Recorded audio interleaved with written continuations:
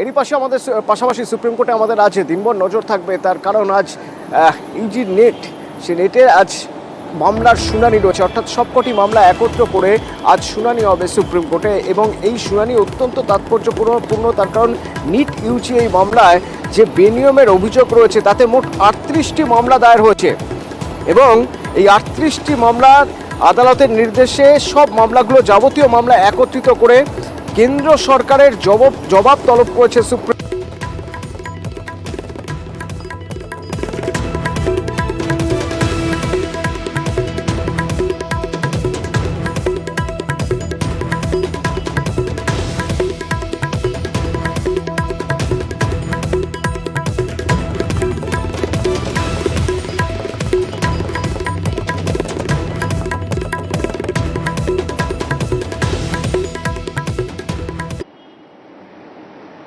রাজারহাটের ভাতুরিয়ায় মদ্যপানের প্রতিবাদ করায় একেবারে সপরিবারে মারধর করা হলো।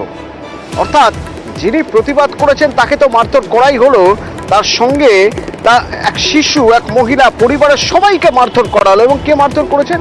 নাকি তৃণমূলের এক নেতার আত্মীয়। অনুপ প্রতিনিধি আমার সঙ্গে রয়েছেন। অনুপ, কে ইনি, কতটা তার প্রভাব?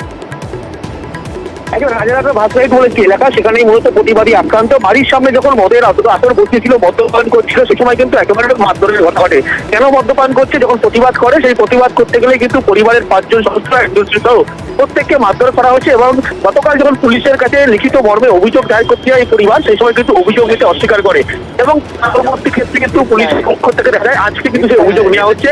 কিন্তু একেবারে প্রভাবযুক্ত একেবারে কল্যাণ লোধ, যে স্থানীয় তৃণমূল নেতা, পাশাপাশি তার স্ত্রী পঞ্চায়েত সদস্য, তার ভাইয়ের বিরুদ্ধে কিন্তু মূলত হীরক মুখার্জি এই মারধরের অভিযোগ। যদিও পুলিশের পক্ষ থেকে এই ঘটনায় এখনো পর্যন্ত কোনো ব্যবস্থা নেওয়া হয়নি, শুধু পুলিশের পক্ষ থেকে এই মুহূর্তে এফআইআর করা হচ্ছে। কিন্তু গতকাল থেকে পুলিশের কাছে অভিযোগ জানাতে যায়, অভিযোগ অস্বীকার করে, যেহেতু প্রভাবশালী নামটা উঠে আসছিল সেই কারণে। যদিও এই মুহূর্তে অভিযোগ নেওয়া হচ্ছে পুলিশের পক্ষ থেকে, গোটা বিষয়টা কিন্তু খতিয়ে দেখা বলে আশ্বস্ত করা হচ্ছে। ধন্যবাদ। আমাদের দোকানের সামনে, বাড়ির সামনে একটা দোকান আছে, ওখানে বসে সব মদ্যপান করছে সব ছেলেরা। তো ওখানে আমি প্রতিবাদ করার পরে তো আমাকে হঠাৎ করে ওরা উল্টোপাল্টা গালাগাল গিন্দিজ করে। তো আমি আমার বাড়ির ফ্যামিলিকে বাবাকে ডাকি। তো ডাকার পরে ওরা খুব চড়াও হয়ে আমার ফ্যামিলিকে খুব মারধর করেছে। আমার চায়ের দোকান সামনেই, বাড়ির রাস্তার উপরে, ওখানে বসে কয়েকজন ছেলে সব মদ্যপান করছিল। আমি বলছি, কি রে, কেন ধাক্কাধাক্কি করছিস? সেই নিয়ে আমাকে ফেলে ঘরের মধ্যে গিয়ে ফেলে নিয়ে মেরেছে। আমার মাথায় 6খানা স্টিচ পড়েছে। কল্যাণ লোধের শালা আছে, হীরক মুখার্জি তার নাম, আর তার সাথে 6 জন জড়িত আছে। সবাই মিলে আমাদেরকে মেরেছে, পুরো ফ্যামিলিটাকে। বাচ্চাটা পর্যন্ত আমাদের প্রমায় চলে গেছে। বাড়ি থেকে আমরা বেরোতে পারছি না, আমাদেরকে খুনের হুমকি পর্যন্ত স্যার দেওয়া হয়েছে। রাজারহাটের ভাতুরিয়ায় মদ্যপানের প্রতিবাদ করায় একেবারে সপরিবারে মারধর করা হলো। অর্থাৎ যিনি প্রতিবাদ করেছেন তাকে তো মারধর করাই হলো, তার সঙ্গে এক শিশু, এক মহিলা, পরিবারের সবাইকে মারধর করা হলো। এবং কে মারধর করেছেন? নাকি তৃণমূলের এক নেতার আত্মীয়। অনুপ প্রতিনিধি আমার সঙ্গে রয়েছেন। অনুপ, কে ইনি, কতটা তার প্রভাব? রাজারহাটের ভাতরাইট বলে একটি এলাকা, সেখানেই মূলত প্রতিবাদী আক্রান্ত। বাড়ির সামনে যখন মদের আসর বসেছিল, মদ্যপান করছিল, সে সময় কিন্তু একেবারে মারধরের ঘটনা ঘটে। কেন মদ্যপান করছে? যখন প্রতিবাদ করে, সেই প্রতিবাদ করতে গেলে কিন্তু পরিবারের 5 জন সদস্য, একজন সহ প্রত্যেককে মারধর করা হয়েছে। এবং গতকাল যখন পুলিশের কাছে লিখিত মর্মে অভিযোগ দায়ের করতে যায় এই পরিবার, সেই সময় কিন্তু অভিযোগ নিতে অস্বীকার করে। এবং পরবর্তী ক্ষেত্রে কিন্তু পুলিশের পক্ষ থেকে দেখা যায় আজকে কিন্তু সেই অভিযোগ নেওয়া হচ্ছে। কিন্তু একেবারে প্রভাবযুক্ত একেবারে কল্যাণ লোধ, যে স্থানীয় তৃণমূল নেতা, পাশাপাশি তার স্ত্রী পঞ্চায়েত সদস্য, তার ভাইয়ের বিরুদ্ধে কিন্তু মূলত হীরক মুখার্জি এই মারধরের অভিযোগ। যদিও পুলিশের পক্ষ থেকে এই ঘটনায় এখনো পর্যন্ত কোনো ব্যবস্থা নেওয়া হয়নি, শুধু পুলিশের পক্ষ থেকে এই মুহূর্তে এফআইআর করা হচ্ছে। কিন্তু গতকাল থেকে পুলিশের কাছে অভিযোগ জানাতে যায়, অভিযোগ অস্বীকার করে, যেহেতু প্রভাবশালী নামটা উঠে আসছিল সেই কারণে। যদিও এই মুহূর্তে অভিযোগ নেওয়া হচ্ছে পুলিশের পক্ষ থেকে, গোটা বিষয়টা কিন্তু খতিয়ে দেখা বলে আশ্বস্ত করা হচ্ছে। ধন্যবাদ। আমাদের দোকানের সামনে, বাড়ির সামনে একটা দোকান আছে, ওখানে বসে সব মদ্যপান করছে সব ছেলেরা। তো ওখানে আমি প্রতিবাদ করার পরে তো আমাকে হঠাৎ করে ওরা উল্টোপাল্টা গালাগাল গিন্দিজ করে। তো আমি আমার বাড়ির ফ্যামিলিকে বাবাকে ডাকি। তো ডাকার পরে ওরা খুব চড়াও হয়ে আমার ফ্যামিলিকে খুব মারধর করেছে। আমার চায়ের দোকান সামনেই, বাড়ির রাস্তার উপরে, ওখানে বসে কয়েকজন ছেলে সব মদ্যপান করছিল। আমি বলছি, কি রে, কেন ধাক্কাধাক্কি করছিস, সেই নিয়ে আমাকে ফেলে ঘরের মধ্যে গিয়ে ফেলে নিয়ে মেরেছে। আমার মাথায় 6খানা স্টিচ পড়েছে। কল্যাণ লোদের শালা আছে হীরক মুখার্জি তার নাম, আর তার সাথে 6জন জড়িত আছে। সবাই মিলে আমাদেরকে মেরেছে, পুরো ফ্যামিলিটাকে। বাচ্চাটা পর্যন্ত আমাদের প্রমায় চলে গেছে। বাড়ি থেকে আমরা বেরোতে পারছি না, আমাদেরকে খুনের হুমকি পর্যন্ত স্যার দেওয়া হয়েছে। জামুরিয়ায় শাসক দলের নেতার বিরুদ্ধে তোলাবাজির অভিযোগ, অর্থাৎ তোলাবাজি করছেন শাসক দলের নেতা, সেই অভিযোগ।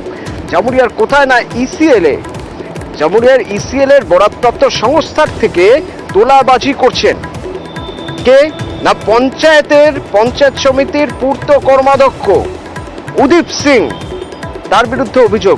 আচ্ছা, কিরকম ভাবে তোলাবাজি করছেন, তার বিরুদ্ধে ঠিক কি অভিযোগ? দীপক প্রতিনিধি আমার সঙ্গে সরাসরি রয়েছেন। দীপক, কিভাবে, কোন প্যাটার্ন, মানে কিভাবে তোলাবাজি করছেন উনি, এবং তার বিরুদ্ধে যে অভিযোগ করা হচ্ছে সেই অভিযোগের ভিত্তিতে পুলিশই বা কি করছে?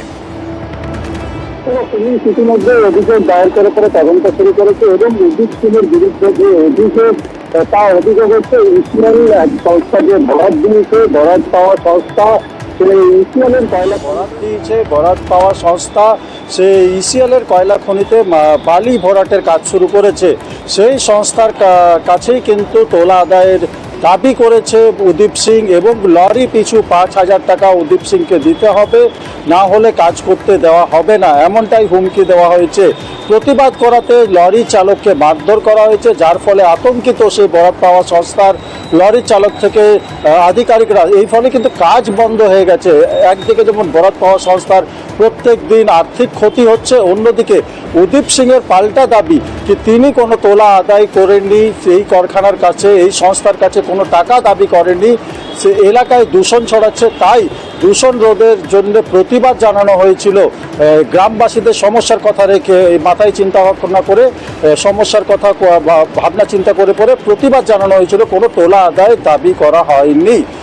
কিন্তু এই বিষয়ে বিধায়ক হরিরাম সিং জানাচ্ছেন কি যে গোটা ঘটনায় কিন্তু তার নজরে ছিল না, সংবাদ মাধ্যমের থেকেই কিন্তু তার গোটা ঘটনা তার নজরে এসছে এবং ঘটনা তদন্ত করবেন তিনি, এই আশ্বাস দিয়েছেন। অন্যদিকে কিন্তু বিজেপিও কিন্তু এই তৃণমূলের শাসক দলের নেতাদের বিরুদ্ধে যেভাবে তোলাবাজির অভিযোগ উঠেছে তাতে কিন্তু কটাক্ষ করতে ছাড়েনি আসানসোলের বিজেপি নেতা জিতেন্দ্র তিওয়ারি। ধন্যবাদ তাকে, তিনি ধন্যবাদ দীপক।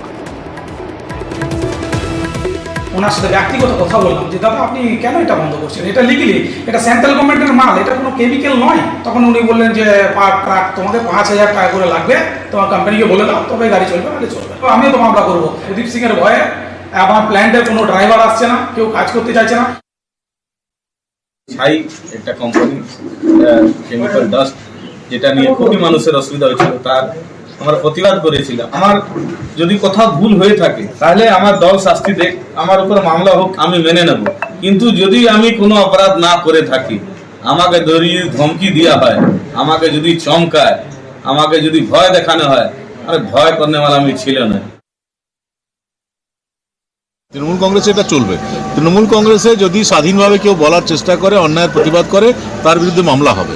এবার ওকে সিদ্ধান্ত নিতে হবে যে সে অন্যায় বরদাস্ত করে আবার চুপচাপ তাদের সঙ্গে মাথা নিচু করে থাকবে, না এখন যে কথা বলেছে সে সাহস দেখাতে পারবে যে না ঠিক আছে, যাই হয়ে যাক না কেন আমি অন্যায়ের সঙ্গে আপোষ করবো না। এটা তো ওকে ব্যক্তিগত সিদ্ধান্ত নিতে হবে।